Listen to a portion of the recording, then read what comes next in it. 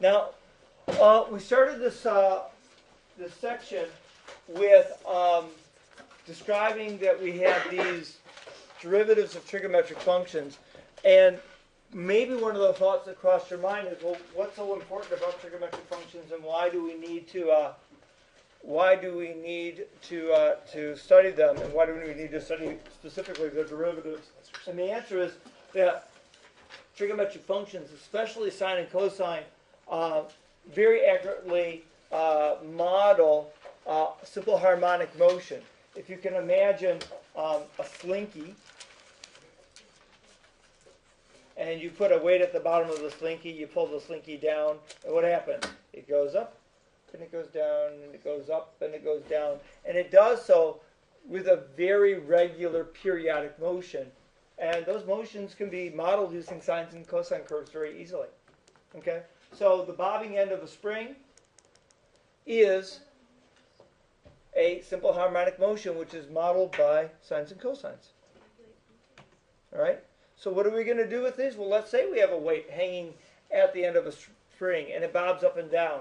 And we describe the position curve. Where is this thing? Where's this weight at any time t? Well, maybe we can describe it as s is equal to 3 sine t. Well, can we calculate the velocity of that object? Yeah.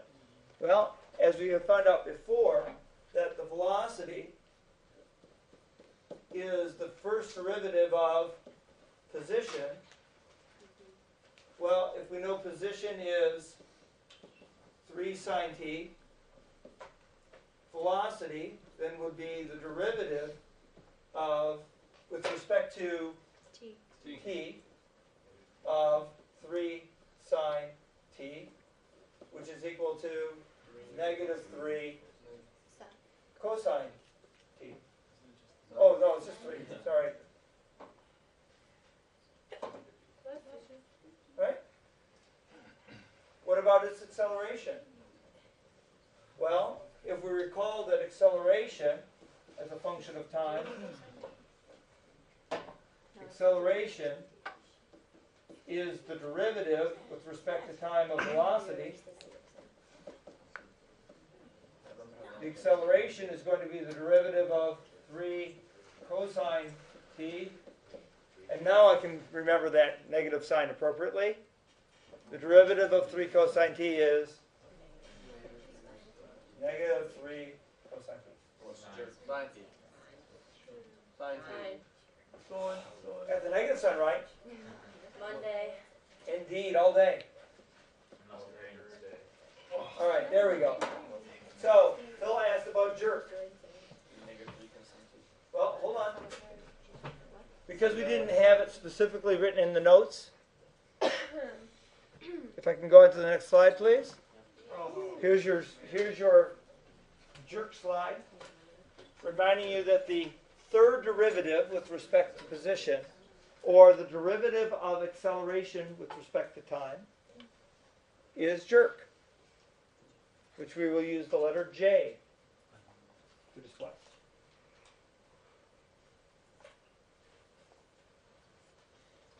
So, if we take the derivative of the acceleration function, we can get the jerk function. Everyone got that in the notes? And again, I want to remind you of this awkward notation, d3s dt3, the third derivative of position with respect to time.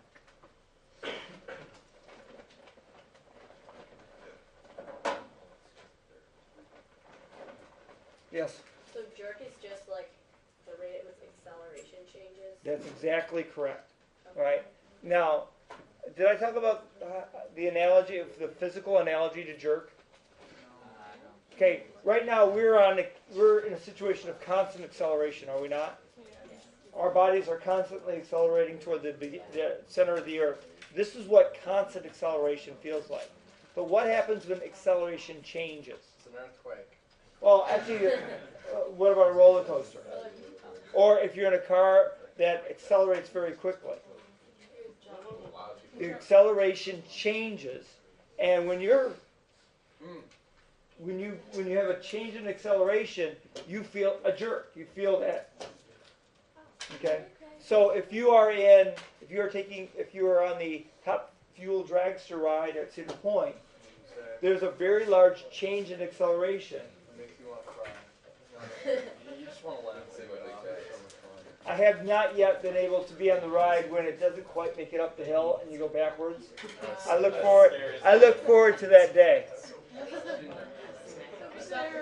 All right. So, if we could calculate for that simple harmonic motion again. We could calculate the jerk. The jerk is the derivative with respect to time of acceleration, or the derivative in this case of negative sine t. And if I do this one correctly, this is going to be negative cosine t. Yeah, I probably got that one right. What's the derivative of jerk? I believe after jerk is snap. What happened to all the trees? Then we crackle them pop. Wait a minute. An explosion. What happened to Where'd that 3 go? Yeah, what happened to all Oh! Okay, correction. 3 there, 3 there, No. 3 there, 3 there. Hey. I think I erased the negative sign. I accidentally erased the 3 as well. You know what I think it is? Is that because there's so many conversations going on, I'm just not at the top of my game. If there were less conversations going on, I would be a better math teacher. Does that have a possibility of happening? No. All the other conversations going away? Well, maybe if you want me to be a good math teacher. I can be a mediocre math teacher for you if you want. All right. All right. So here are the other trigonometric derivatives. Have you memorized all of them? Yes. We haven't. Aren't these the ones that we? I totally have. I just wrote those down. Yeah, the only two that we were missing was the cosecant and Now- secant, but we wrote that down already. Oh, wait a Assuming that you believe me that the derivative of sine is cosine, assuming that you believe me that the derivative of cosine is negative sine, then each of these can be derived using earlier rules. For example, if you want to prove that the derivative of tangent is secant squared, you could take the derivative, sorry, not with respect to time, you can take the derivative with respect to x of the quotient sine over cosine. And if you do that, you end up getting secant squared. Now, it takes a little bit of manipulation, but it's doable. Yeah. Do it. We already did it.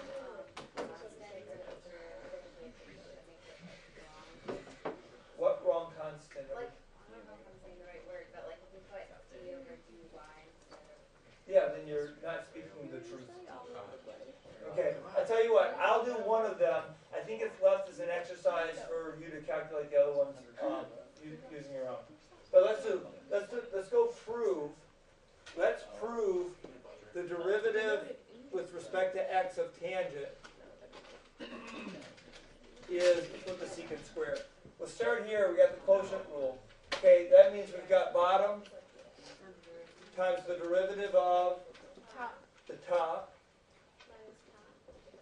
minus the top Times derivative of bottom times the derivative of the bottom. over cosine x squared.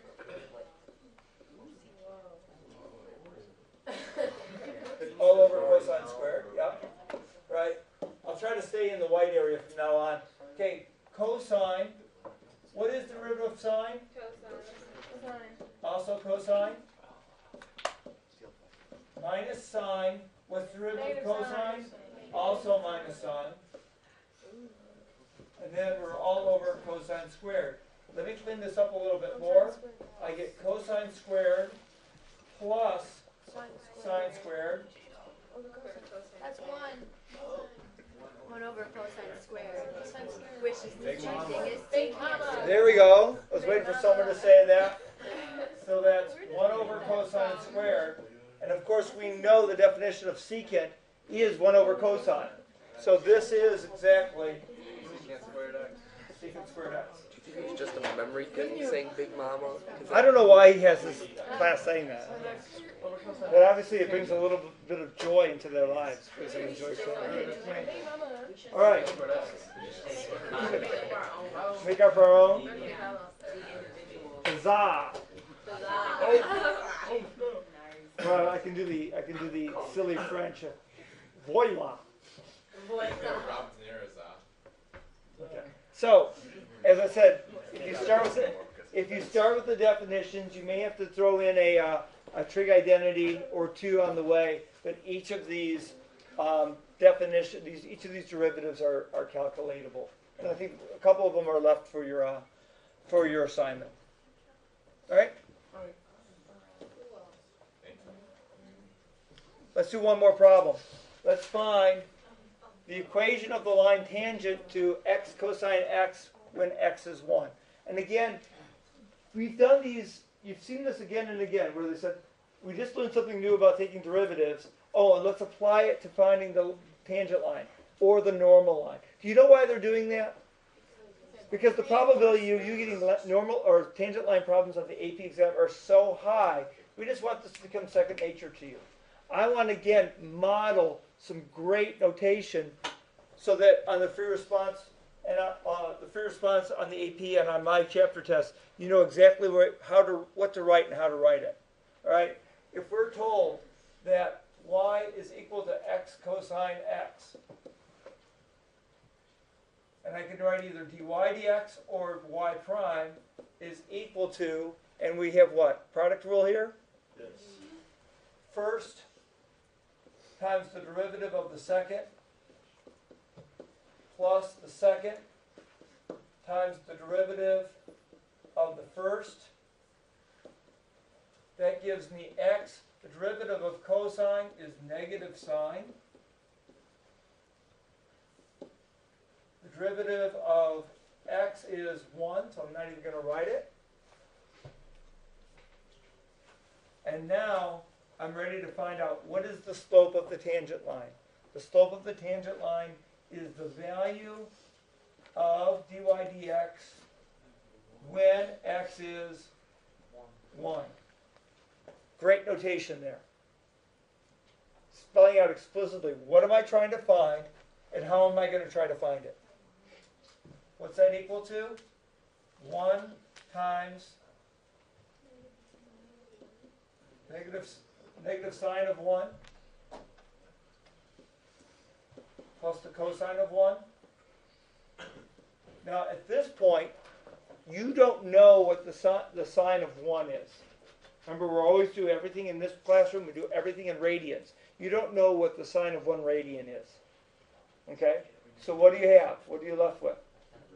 You're left with the ability to look up the answer on your calculator. So can you please plug and chug negative, or say 1 times negative sine of 1 plus cosine of 1.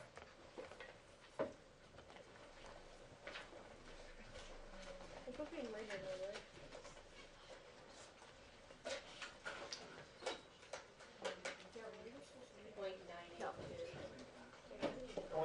.982. What did you get?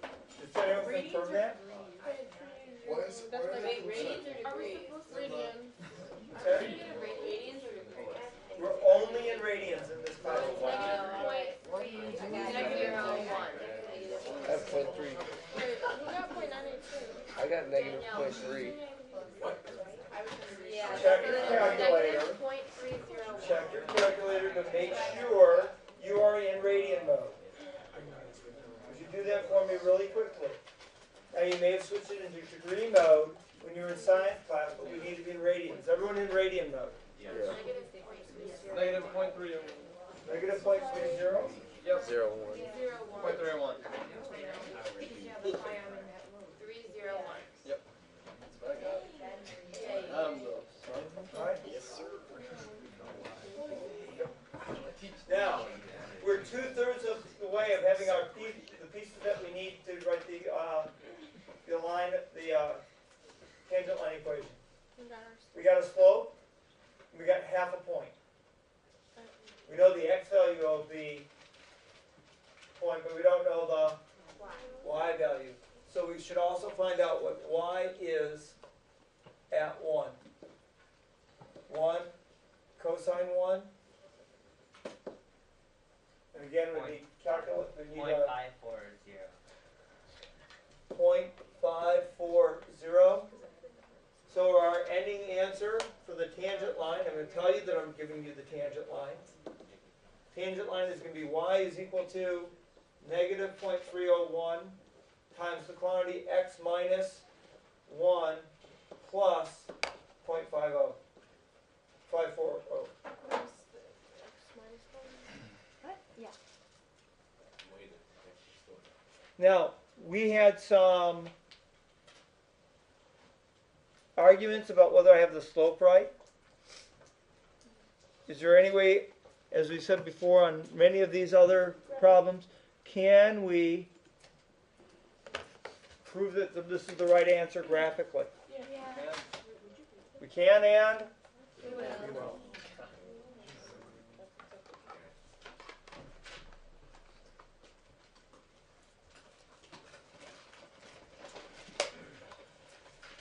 All right. I think what I'm going to do is I'm going to go and have my calculator over here. I'm going to put my original function in, x cosine x. And what I like to do is I like to then put in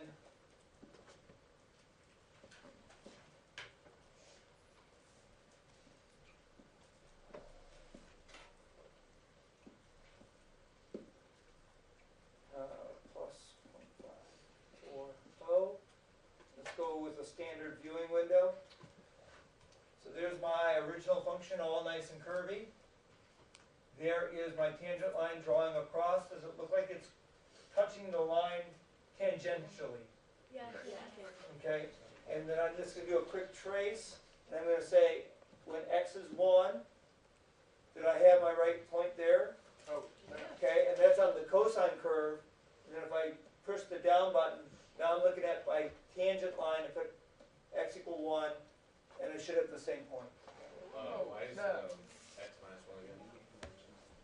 Why is it x minus 1? The point. Because our point slope form is slope x minus x naught plus y naught. So the point that I know about for that graph is 1 comma 0.540. Okay. All right. So looks like it looks proper.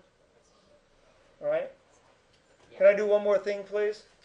We were in a tizzy about this negative 301. I just want to check. I want to check on the curvy graph, my y1 graph. I just want to double check that derivative. Second, calc, dy dx is option number 6 when x is equal to 1. Yeah, it looks like negative 301. So there's me just double checking that derivative because we were unsure. We are cheating.